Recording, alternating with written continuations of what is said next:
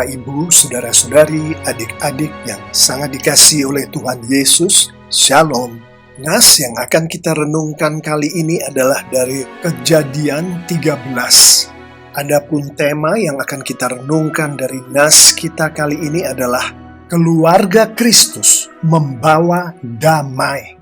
Mari kita mulai renungan kita ini dengan kita bersama-sama membaca secara seksama Kejadian 13 ini yang saya tayangkan saat ini dari Alkitab Bahasa Indonesia versi Firman Allah yang Hidup. Mari kita sama-sama pause, istirahatkan tayangan video YouTube ini pada layar yang menayangkan Kejadian 13 ini. Ada dua layar. Silahkan dibaca dengan seksama. Dari tema kita kali ini, mari kita renungkan keluarga Kristus menurut Kristus. Di Matius 12 ayat 48, 49, dan 50, Tuhan Yesus sendiri berfirman, "Siapakah ibuku? Siapakah saudara-saudaraku?"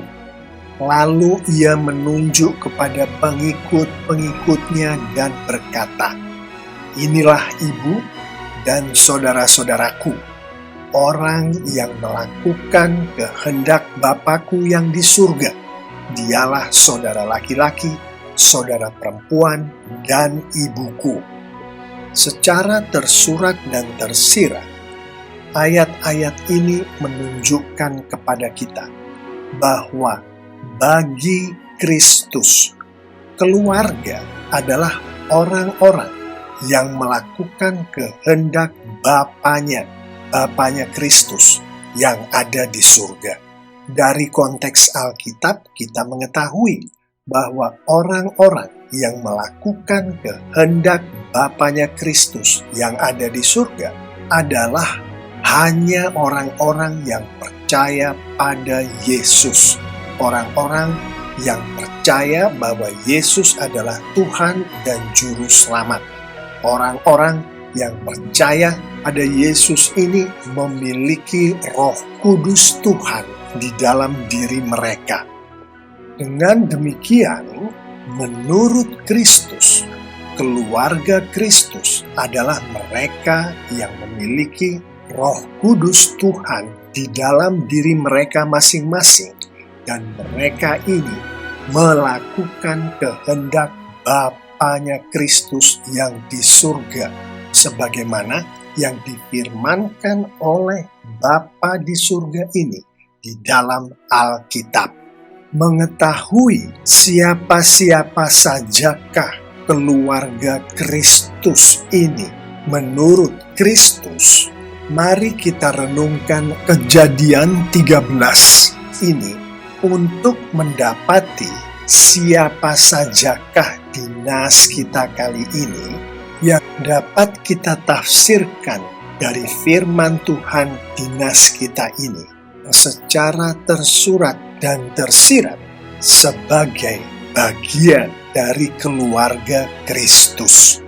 Orang-orang yang adalah bagian dari keluarga Kristus di dalam nas kita kali ini termasuk Abram, Sarai, Lot, dan mungkin masih ada lagi dari rombongan Abram dan rombongan Lot yang disebutkan secara tersirat di dalam nas kita kali ini yang adalah keluarga Kristus.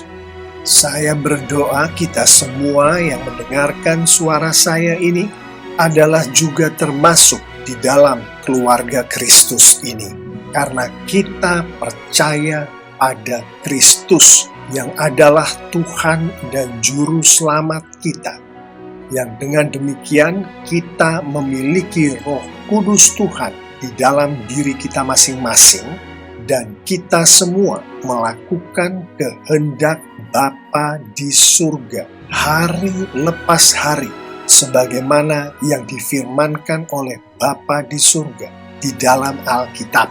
Setelah kita mengerti dengan jelas akan keluarga Kristus menurut Kristus, mari kita kembali ke tema kita untuk merenungkan frasa membawa damai menurut Kristus.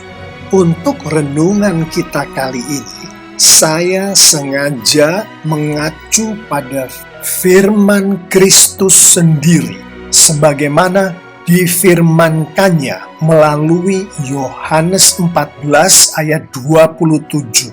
Damai sejahtera kutinggalkan bagimu, damai sejahteraku kuberikan kepadamu, dan apa yang kuberikan tidak seperti yang diberikan oleh dunia kepadamu.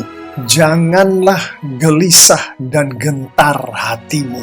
Damai sejahtera atau damai yang disampaikan oleh Kristus ini di dalam bahasa aslinya, di dalam bahasa Yunani adalah eirene. Damai yang dimaksud oleh Kristus ini hanya dapat diberikan oleh Kristus sendiri kepada umatnya. Damai yang semacam ini tidak seperti damai yang diberikan oleh dunia. Dan dari konteks seluruh Alkitab, kita mengetahui dengan pasti bahwa damai yang dimaksud oleh Kristus ini hanya dapat dimiliki oleh, hanya dapat berada di mereka yang memiliki Roh Kudus Tuhan. Pada saat Kristus berfirman melalui Matius 5 ayat 9, berbahagialah orang yang membawa damai karena mereka akan disebut anak-anak Allah. Frasa membawa damai di sini yang di dalam bahasa Inggrisnya adalah peacemaker, di mana peace di sini adalah eirene. Salah satu penafsiran dari ayat 9 ini adalah Kristus menghendaki pengikut-pengikutnya untuk membawa damai, yaitu damai yang hanya datang dari Kristus, yaitu damai yang adalah eirene. Firman Tuhan di Roma 12 ayat 18, dari pihakmu, berusahalah sedapat mungkin untuk hidup damai dengan semua orang, memperjelas pengertian kita mengenai membawa damai ini. Frasa hidup damai, yang di dalam bahasa Inggrisnya live peaceably, peace di sini adalah eirene, sebagaimana yang dimaksud oleh Kristus. Mengetahui dengan jelas frasa membawa damai menurut Kristus, yaitu frasa yang ada di tema kita kali ini, mari kita renungkan akan membawa damai sebagaimana yang dimaksud oleh Kristus yang ada di dalam nas kita kali ini. Kejadian 13 ini yang terjadi dengan Abram dan Lot setelah kedua orang ini berinteraksi satu sama lain, yaitu adanya perdamaian antara kelompok Abram dan kelompok Lot, adalah hasil dari kerja Roh Kudus Tuhan yang berada pada Abram dan yang berada pada Lot. Roh Kudus Tuhan pada Abram membawa eirene, membawa damai. Roh Kudus Tuhan pada Lot membawa eirene, yang sama dengan yang ada pada Abram, karena keduanya berasal dari Roh Kudus Tuhan yang sama. Sehingga pada saat Abram dan Lot berinteraksi, terjadilah perdamaian itu. Perdamaian tidak hanya terjadi pada dua orang anak Tuhan yang berinteraksi. Dari Kejadian 13 ayat 7, secara tersurat dan tersirat dari penafsiran Alkitab yang ada, kita mendapatkan bahwa perdamaian ini juga terjadi antara anak-anak Tuhan, yaitu Abram dan Lot. dengan orang-orang yang bukan anak-anak Tuhan, yaitu orang Kanaan dan orang Feris. Kita melihat di sini bahwa anak-anak Tuhanlah yang membawa damai, yaitu damai yang datangnya dari Roh Kudus Tuhan, yaitu damai yang hanya dapat dibawa, hanya dapat dimiliki, dan hanya dapat diekspresikan oleh mereka yang memiliki Roh Kudus Tuhan. Demikianlah Bapak, Ibu, Saudara-saudari, adik-adik yang sangat dikasihi oleh Tuhan Yesus, mengenai keluarga Kristus membawa damai. Saya akan menutup renungan kita kali ini dengan beberapa poin berikut. Poin pertama adalah dari Alkitab secara keseluruhan, baik secara tersurat maupun tersirat, kita mengetahui bahwa Tuhan kita berkehendak untuk selalu memuliakan dirinya.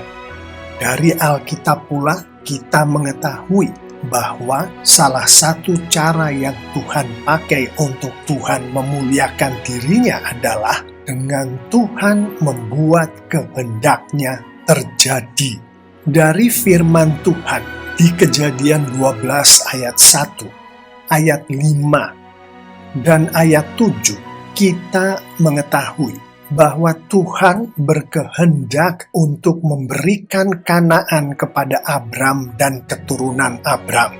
Dari Kejadian 13 ayat 12, 14, 15, dan dari apa yang kita baca di Alkitab, terutama di Perjanjian Lama, kita mengetahui bahwa Tuhan berkenan memberikan Kanaan kepada Abram dan keturunan Abram. Dan pada saat kehendak Tuhan atau janji Tuhan ini terpenuhi atau terjadi, maka seluruh umat Tuhan, seluruh bumi dan langit memuliakan Tuhan. Poin kedua adalah dari Alkitab kita mengetahui bahwa Tuhan berkenan memuliakan dirinya dengan Tuhan berkenan mempergunakan keluarganya, yaitu keluarga Kristus, termasuk kita semua yang adalah pengikut-pengikut Tuhan Yesus. Dari Kejadian 13 kita mendapatkan bahwa Tuhan berkenan memuliakan dirinya mempergunakan Abram dan Lot.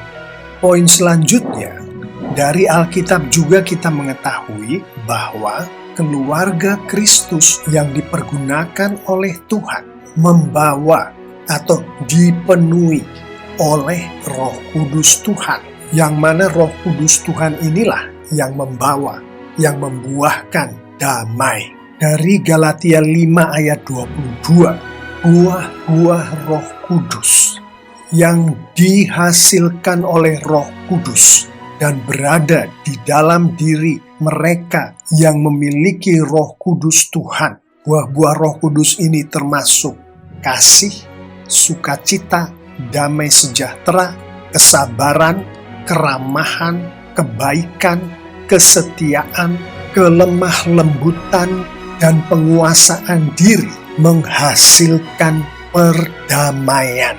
Kata damai yang adalah bagian dari frasa damai sejahtera di ayat 22 ini adalah eirene, yaitu damai yang datangnya hanya dari Tuhan. Firman Tuhan Yesus sendiri yang disampaikannya melalui Yohanes 14 ayat 15-31 menjelaskan secara panjang lebar mengenai peran dari Roh Kudus Tuhan di dalam anak-anak Tuhan menjadi pembawa perdamaian yang datangnya dari Tuhan. Poin selanjutnya lagi yang adalah poin terakhir di bagian penutup ini adalah sebagaimana disampaikan secara tersurat dan tersirat di dalam Alkitab. Tuhan berkenan mempergunakan keluarga Kristus sebagai alat untuk Tuhan memuliakan dirinya Dengan Tuhan berkenan membuat keluarga Kristus itu untuk membuahkan damai yang adalah milik Tuhan. Hanya dengan cara Tuhan berkenan membimbing keluarga Kristus itu untuk taat pada firman Tuhan. Demikianlah yang terjadi pada keluarga Kristus di Kejadian 12. Dari ayat 1 dan ayat 4 kita mengetahui bahwa Tuhan berkenan membimbing Abram untuk taat pada firman Tuhan. Firman Tuhan katakan kepada Abram, "Tinggalkanlah negerimu dan bangsamu. Pergilah ke negeri yang akan kutunjukkan kepadamu." Dan Abram melakukan sesuai dengan petunjuk dari firman Tuhan itu. Secara panjang lebar mengenai peran firman Tuhan di dalam Tuhan mempergunakan keluarga Kristus sebagai alat untuk Tuhan memuliakan diri Tuhan. Melalui Tuhan memberkatkan damai kepada keluarga Kristus adalah sebagaimana difirmankan sendiri oleh Kristus melalui Yohanes 14 ayat 15 sampai 31. Demikianlah keluarga Kristus diberkati damai oleh Tuhan. Dan Tuhan melakukan ini dengan tujuan agar Tuhan dimuliakan melalui keluarga Kristus, melalui keluarganya Tuhan.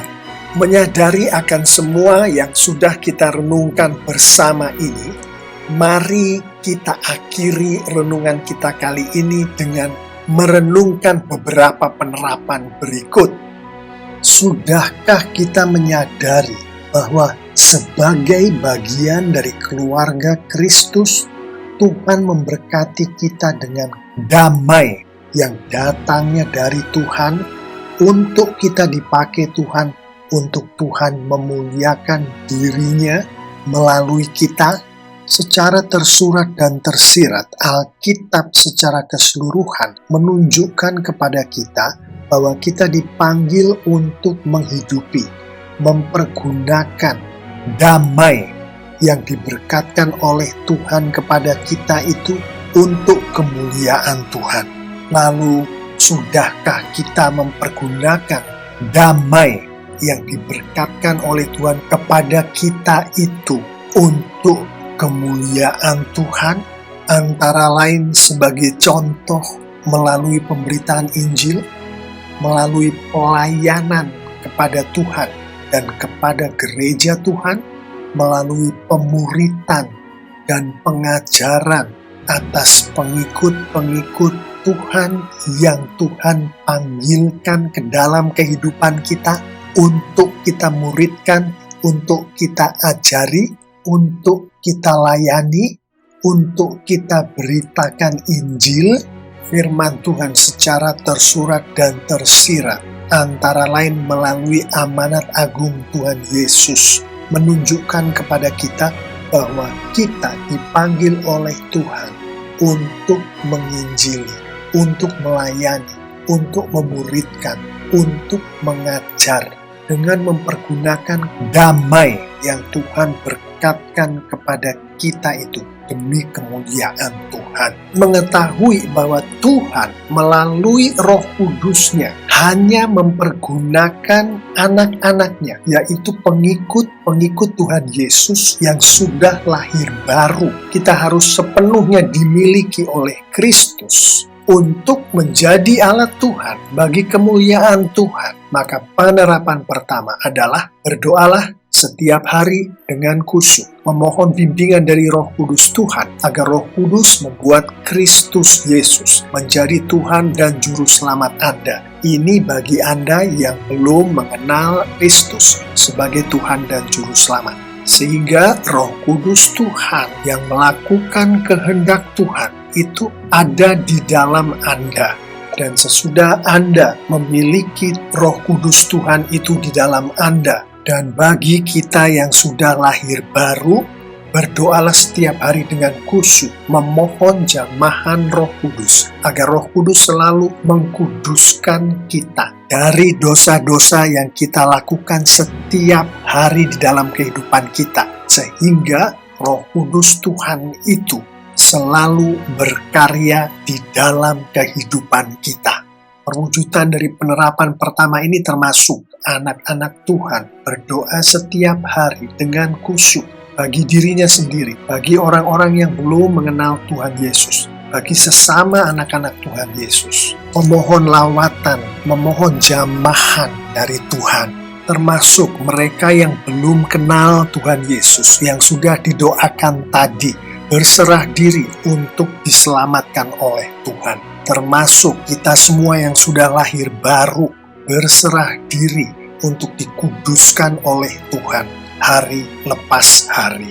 Mengetahui pula bahwa hanya dengan kita menghidupi firman Tuhan, menghidupi Alkitab, kita dapat menjadi alat bagi Tuhan untuk kemuliaan Tuhan. Maka berdoalah setiap hari dengan khusyuk, memohon bimbingan dari Roh Kudus Tuhan agar Roh Kudus membuat kita, memampukan kita untuk membaca, mengerti, dan melakukan firman Tuhan setiap hari dengan konsisten. Perwujudan dari penerapan kedua ini termasuk anak-anak Tuhan berdoa setiap hari dengan khusyuk, memohon urapan dari Tuhan agar kita dimampukan untuk menghidupi firman Tuhan setiap hari dengan konsisten.